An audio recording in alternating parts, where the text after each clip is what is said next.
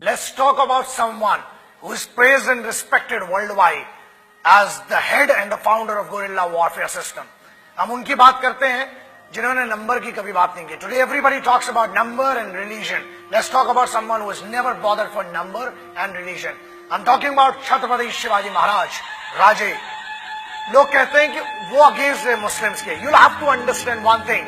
Let's clear and understand few of the facts.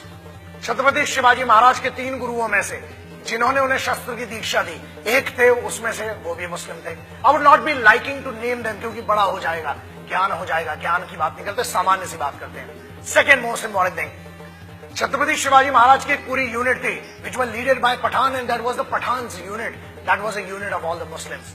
जिसको lead करते थे कुछ पठान. उनके सिपह सलार जो 4 मेन सिपह सलार थे उनमें से एक भी मुस्लिम था.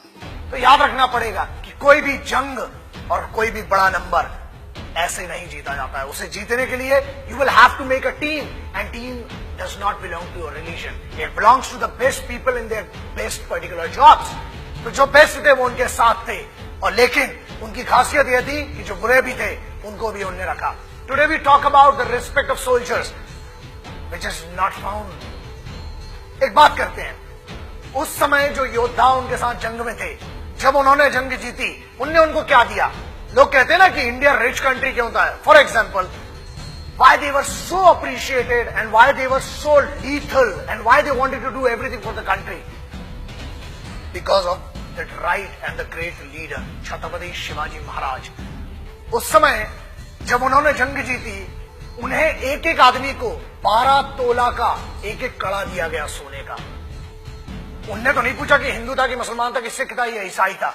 दूसरा, उन्हें 40 बीघा जमीन दी गई, 4000 रुपए दिए गए, उस समय की दीनारें दी गई. इसका मतलब यह था कि रिलीजन नहीं था, उनके काम की इज्जत हुई. सो हम उनकी बात करते हैं, वो never bother for the number and the religion. फिर वो छत्रपति शिवाजी महाराज. उनके एक सूफी गुरु थे जो कि मुस्लिम थे. उनके 3 दोस्तों में से सबसे बेहतर दोस्तों में से निजाम थे, और उनमें से जो उस समय के राजा थे हैदराबाद के, वो उनके दोस्त थे.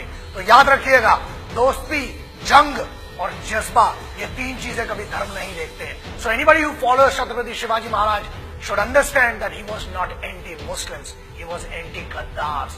अफजल खान या औरंगजेब की सेना से लड़ाई की. अगर आप हिंदू मुस्लिम की बात करते हैं, you need to clear, you need to understand and you need to clarify one of your fact. ये औरंगजेब से लड़ने वाले जो लोग थे, वो अधिकतर राजपूतों के ठाकुर लोग थे जो औरंगजेब की सेना से लड़ रहे थे. तो कहां गया रिलीजन? इसका कोई मतलब नहीं होता. ये सत्ता की लड़ाई थी, ये वर्चस्व की लड़ाई थी, परंतु छत्रपति शिवाजी महाराज ने कभी भी मुस्लिमों के खिलाफ लड़ाई नहीं की. 2 मुस्लिम राजा थे जिनके खिलाफ की. So it was not against the religion, it was against some गद्दार्स. याद रखिए, जंग में नियम सिर्फ एक ही चीज का होता है. कुछ योद्धा दूसरे योद्धाओं से लड़ते हैं, आप एक को सही और दूसरे को गलत साबित नहीं कर सकते. तो Chhatrapati Shivaji Maharaj as a patriot, Chhatrapati Shivaji Maharaj as the founder of guerrilla warfare means a lot to me.